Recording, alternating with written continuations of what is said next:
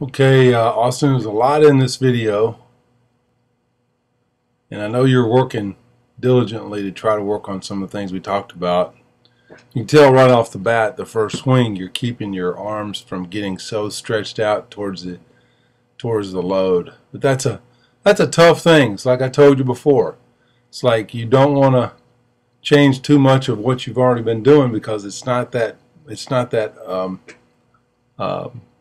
unorthodox. It's really close, but I like what you're doing. I'd like to see, instead of you just kind of having a stride that's kind of towards the plate or towards, like you're as wide right there as you are continually, and you see how the angle of your leg, your front leg, is what it is, and as you get bigger and stronger and older, I'd like to see you start getting out a little bit more. If you're going to raise up like what you're doing, I've got guys that kind of spiral, rotate up. Now this is more live arm, just traditional live arm, and you can see, how your swing is during live arm. See how you're kind of coming up even on those low pitches. And what I'd like to see you do is not move up. I don't want your hips to go up in the air any more than where they are right now. Stay down through it and not rise up. And see, that's what you're doing. You see, if you go back and look at this video and you watch the height of where your head is versus Caleb's head, and you'll see his stays consistent. It's because he's allowing that back knee, his right knee, to come under him and stay under his pelvis.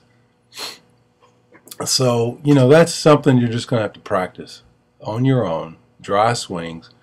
And when you swing, you're going to have to feel yourself almost going down as opposed to going up.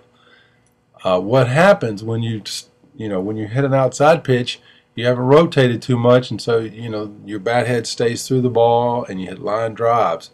But on those balls that you hit to third base, you kind of tend to roll over them because you kind of spiraled up a little bit. And sometimes you're not going to do that, but in more cases than not, you're gonna hit it in the dirt.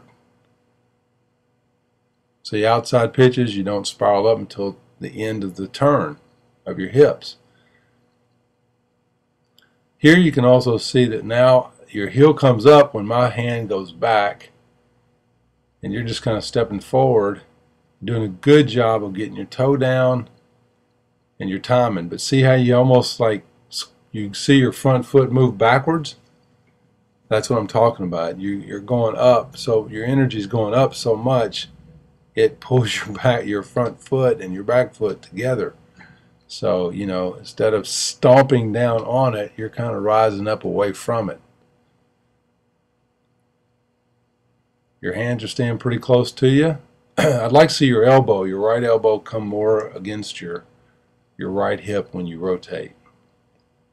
Watch your right hip and watch your elbow and how close it gets to your right hip. Now, when your left heel hits the ground, your elbow should be coming down against your side of your body. That's going to help you to shorten your swing. So your elbow is too far away from your body and you kind of go around the ball as opposed to staying inside it. You get your hands closer to you when you pull your elbows in towards your body, okay? And you can't really have any shorter of a swing than that when your elbows are next to your body. That's it. That's as short as it gets. Right now your elbows are way, way away from your body. So shorten that swing. Go to the ball short and then long through it. You're kind of starting out long to it. And, I'm not throwing very hard so you can get away with it. Got those really hard, it's a lot more difficult. So anyway, man, a lot on this video. Go back and look at it, and I will see you next time, all right?